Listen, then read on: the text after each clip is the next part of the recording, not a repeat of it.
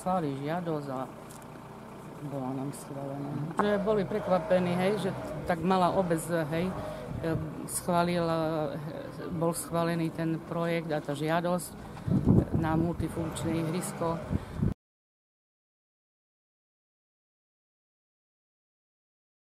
Viac jak polovica tých bývalých rodinných domov je už obsadená, bo s tými chalupármi z Košic.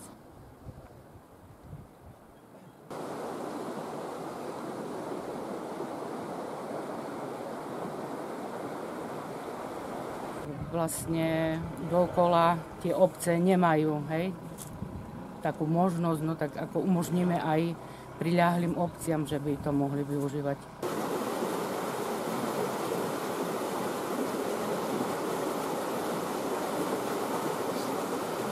Je to povedané, ako, že môžeme aj z nálepkov ako v rámci mimo obce. Ako. Jasné. Môžeme prísť a využiť toto ihrisko ako proste, hej, že by to šlo. No tak ihrisko už zrobené, tak čo to robí. Mohli zrobiť radšej vodovod dávať.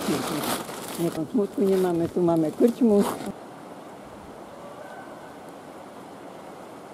No možno, že to bol nejaký kompromis urobený, hej, že keď sa aj tá malá obec môže mať niečo, čo má veľká obec, dajme tomu, hej.